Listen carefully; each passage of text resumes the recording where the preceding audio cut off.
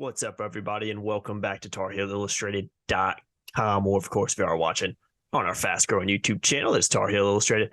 I'm THI staff writer Jacob Turner, and joining me from Truist Field in Winston-Salem, North Carolina, our very own publisher, Andrew Jones. And AJ just witnessed Carolina sealed the Coastal Division championship with a 36-31 win over the Demon Deacons. Carolina improving to 9-1 overall. 6-0 in ACC play. Wake Forest dropping to 6-4 and 2-4 in ACC play. AJ, real quickly, 6-0. Tar Heels are first on the road this year, first time in program history, and the first time the Carolinas won the Coastal Division since 2015. So just a big day for Carolina all the way around, and a pretty gutsy performance from the Tar Heels, which we're going to talk about right now. And AJ, it's almost kind of like deja vu to last week's the three things we did after Virginia. We're going to start out with Drake and Josh, because that's just where you have to start out when you start talking about how Carolina was able to pull this one out. Drake May, 31 for 49, 519 total yards, 4 touchdowns, no picks. And then Josh Downs, once again, just another huge game from him. 11 receptions, 154 yards, 3 touchdowns. And I felt like he was banged up, if not hurt, for a majority of that game as well. So a really gutsy performance from him. But AJ, that's where it starts offensively for North Carolina. We'll talk about the defense here in a second, but man, those guys were good once again tonight. Yeah, and apologize for kind of a strange view here. We're getting kicked out of the press box real soon. They close it like super early here, so we got to bang this thing out. It's funny. I asked Drake, we have it on the video. It's kind of funny. I asked Drake, I said, so, what was working for you and Josh again? I said, was it just same old, same old? And he said, yeah, same old, same old. You guys ask me that every Sounds week. Like Drake. Because you guys do this. I said, because you guys do this every week. I didn't have time. We had to rush up from doing the interviews with the player. We finished with Cedric Gray, and I didn't look at Josh's final numbers or anything like that, but they were obviously sick. He was cramping up a lot. Mm-hmm. That was the problem that he was having. He was cramping up, and he went in and got an IV in the locker room. I guess that was in the third quarter, and finished this thing off. Had a hat trick, 3 touchdowns. They're so good. It's funny because there was a pass thrown to Josh that he caught at around the 2-yard line or something. And at first it went out of bounds. It looked like he and the DB were wrestling for the ball. And Brandon Peace turns to me and just says, like, he catches everything. Yeah. There's nothing he doesn't catch. And that reminded me also of when you and I were watching the second practice. It was the open practice. The fans were there too. And I walked up to you and you're watching Drake and you're shooting some stuff. I just said, he makes every throw. So you have a quarterback who makes every throw. You got a wide receiver who makes every catch, and one is really good at making sure he gets that guy the ball, even if he has to move and improvise, and the other one's really good at doing the same thing as a receiver. They're an unbelievable connection. Right now, they are rapidly reaching a point of being the best quarterback-receiver connection I've covered at this school. Yeah. They have the best quarterback I've covered at any school, and I covered Phillip Rivers and Russell Wilson, some of those guys. Drake's better than them as a college quarterback. And Josh, I mean, he's about to blow by all the statistical records as a wide receiver at Carolina. He's unbelievable. He's the toughest wide receiver I've ever covered. I know that my brother hates when I use the word grit, so he says I overuse it, but he's the grittiest wide receiver, and he's got all the skill to go with it, all the quickness. I thought it was really interesting last week when Drake used the word twitchy to describe him. He is twitchy, but man, he's got guts. He is a dude on every level. Yeah. If Josh Downs was 6'4", 300 pounds, he'd be a great middle guard. He'd great tackle. If he was 6'5" and 260, he'd be an incredible defensive end. You know what I mean? If he was 6'4" and threw the ball a lot as a kid, he'd be a great quarterback. I just think that he's a great football player. And he goes out there and does amazing things as a receiver. His ability to get open, Jacob, his ability to for the defense to lose him. They lose him. Mm-hmm. When you watch him run routes, I'd say, oh, there he is. He finds every seam. It's like they're looking around. Where the heck is he? It's like, I can't even describe what it would be like. It's like a kitten trying to chase the red laser. Mm-hmm. And you got a bunch of dudes out there who their responsibility is to contain downs as best you can. And the cat goes after the laser, and when the cat's swatting at the laser right here, the laser moves over here. So they never get it. That's Josh Downs. He's so elusive, and when there are moments of physicality that are needed, he brings it. He makes it happen. Drake's runs tonight, tough. A couple times he didn't go down when maybe he would have before because he knew they needed the yards. Yards were so precious as this game started winding down because offenses weren't converting as much. So I just love the way those guys play, man. They're so good. Yeah, and Carolina football is so blessed to have two dudes that are as on the same page and connected and as unbelievably gifted as they are. Yeah, they're fantastic. They're consistent too. We've talked about it. It's not the first time we've talked about them just having monster games this year. And, Josh Downs has dealt with some injuries as well this year, but playing his best football of his Carolina career. And a pretty cool moment. I saw some pictures after during the press conferences, the interviews, because it's a little bit different on that field. You have to do the post-game stuff on the field, but Josh Downs coming out with the Coastal Division trophy. So I thought that was a pretty cool moment for him as well. So actually, Lonnie Galloway brought that to him when we were talking with Josh. So we're talking with Josh. Also, someone kind of nudges me and they give him this big thing. And Josh is like, y'all can take pictures of this. So when I finished with him, I kind of got a little position and took a photo and tweeted it out. So and then Lonnie was waiting because he was going to get a photo with Josh holding the trophy. I love it, man. You don't see that every day, and that's the cool stuff you get to see when you're at those. I thanked Lonnie for the great photo moment. Yeah, and he said, "Oh yeah, I'm always worried about you guys having those." I'm like, sure, I love that. That's a heck of a line right there. I'm about to say, yeah, I'm sure he is. But yeah, AJ, just really big time performances from Drake May and Josh Downs on a big stage too. Is this game for so many reasons was such an important victory for the Tar Heels. Let's talk about the defenses. We always got hit on the defense a little bit in these, and does it kind of just feel like same old story, different game, AJ, in a lot of ways? It's a defense that struggles mightily at times during games and gives up touchdowns very easily during games, but it's a defense that's proven this year, particularly in ACC play, that when it comes down to it, late in games, particularly in the fourth quarter, they're going to make stops, they're going to make things happen, and they're going to give either their offense the ability or the chance to win the game, or they're going to go ahead and just win the games themselves. And we saw that once again. Cam Kelly, just a massive interception from him. And let's not forget, Carolina had some other stops in that fourth quarter. Wake Forest did not score in the fourth quarter. So just a really, really positive performance from the defense in the fourth quarter when it mattered most. Still, Mac Brown said it in his post-game interview on the radio I was listening to. He said, I'm really proud of these guys, but we can get so much better. And I think in a lot of ways, that's the catalyst, not only the offense, because that's what the offense has levels it can go to at times, but defensively, this is a defense that still ranks statistically worse than the ACC. But as they've proven throughout ACC play, they can make stops when it matters most. And we saw it once again. So you got to give a little bit of credit to the defense tonight for doing what they did. Wake's last three possessions stopped on downs twice and an interception. Yeah, I mean. And by the way, and the first time they were stopped on what else downs, are you going to say? The fumble cause came in Rucker. He's everywhere, isn't he, man? Yeah, he's a football player. He's such a good football player. Hey, let me throw this in there real quick, AJ. He lined up at linebacker a couple of times today. Oh, and Michael Carter put out one of the best tweets tonight. He said, "Death, taxes, and came on Rucker making a play," or something along those lines. I thought that was a fantastic tweet from Michael Carter. Switzer had some great tweets tonight too. Go back and scroll through his. Yeah, there were some.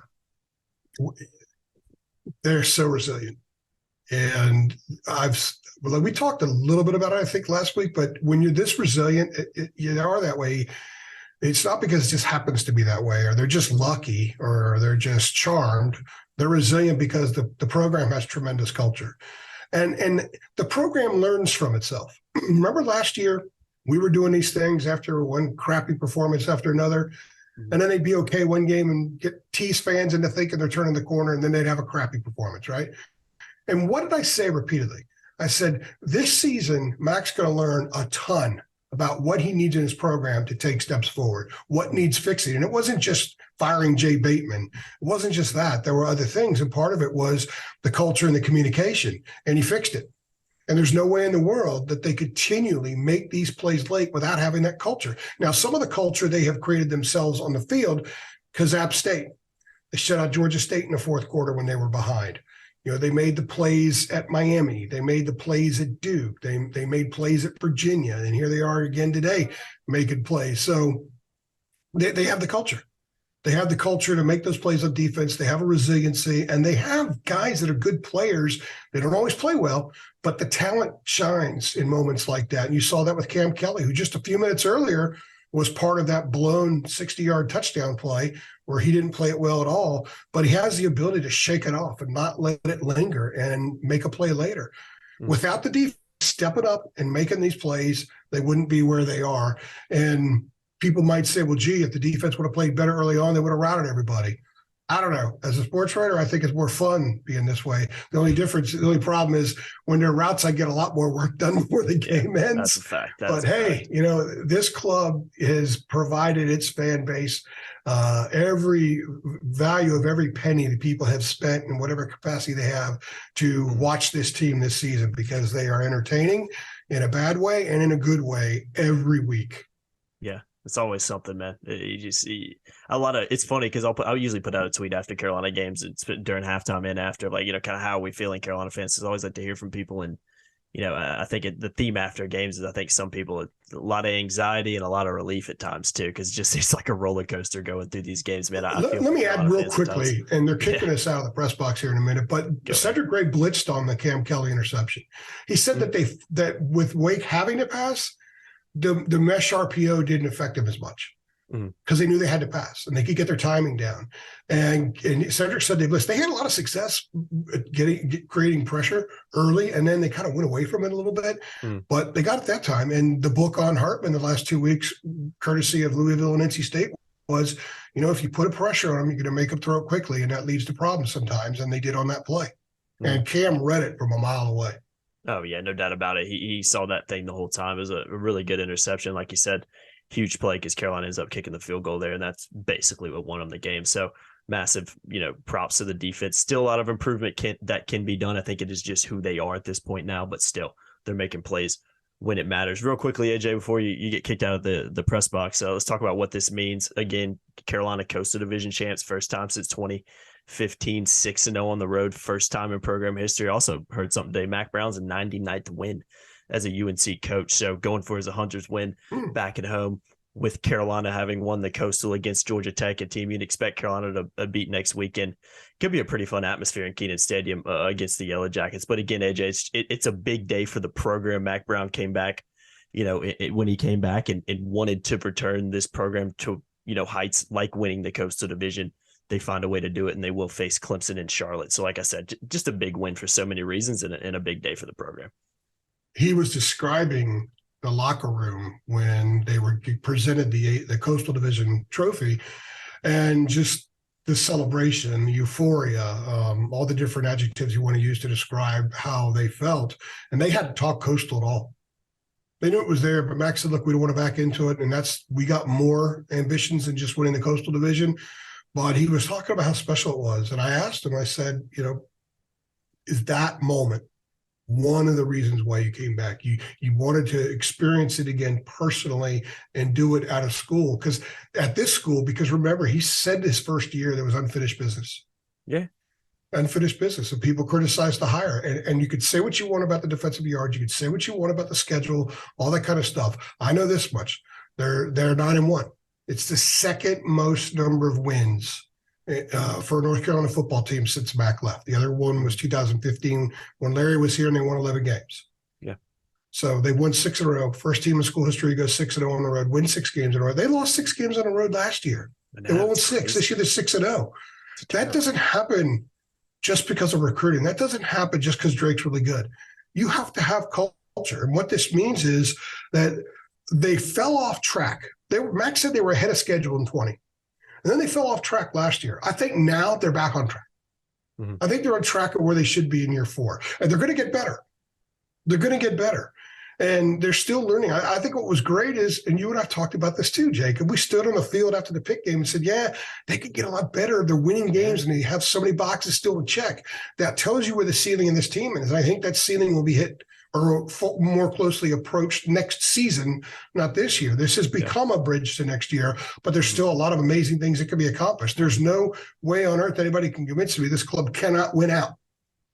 They can win out because they know how to do it, and they've got an incredible quarterback, but they also have a very good staff, and they've got a head coach who understands how to communicate to his teams when they're in moments like this. And he has done a brilliant job this year. I know that Mike Elko is going to get a lot of votes for ACC Coach of the Year, but, you know, the Hall of Famer is a Hall of Famer for a reason.